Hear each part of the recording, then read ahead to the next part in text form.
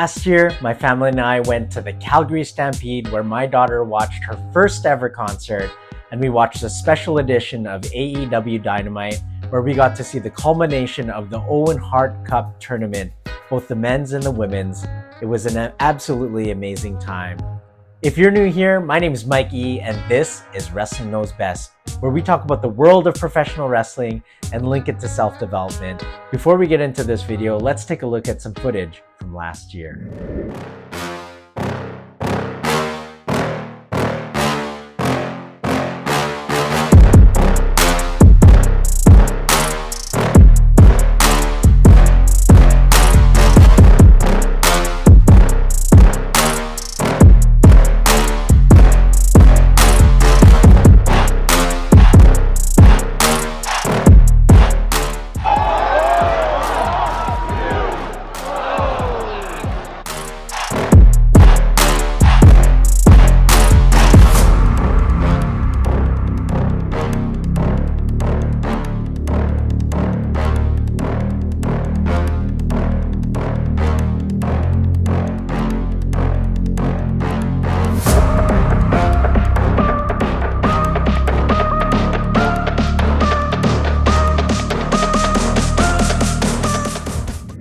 Unfortunately, my battery died before the main event, which was quite unfortunate because we got to see Mariah May win the Women's Owen Hart Cup tournament, and then she turned on Toni Storm, leading into their feud for the AEW Women's Championship.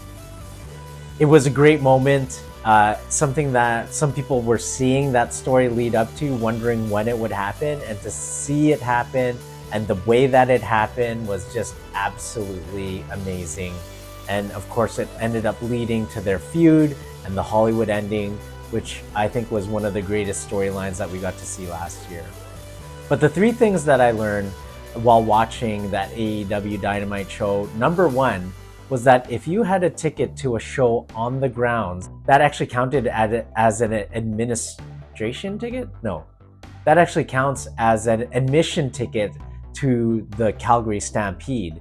I mean, rules change. It could be different this year, and it could be different for other festivals and carnivals, but in 2024, it definitely counted.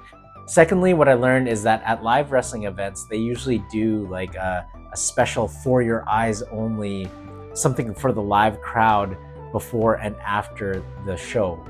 And in this show, we got to see Tony Khan speak to the audience, which was a really cool thing, you know, to see the owner of the company basically address the crowd. And I know, you know, people either love Tony or hate Tony. I'm just a fan that he's a fan of wrestling, and he's trying to put on good wrestling shows and is trying to create this elite wrestling company. So I appreciate that. Anything wrestling related, anything that helps grow the wrestling business is good in my opinion. And thirdly, something that I realized as I was reflecting on the show is that the show is there for the performers to perform, not for you to perform. And I know as wrestling fans, we like to get excited and you know, we like to be a part of the show, which we definitely are. But there's a time and a place for everything.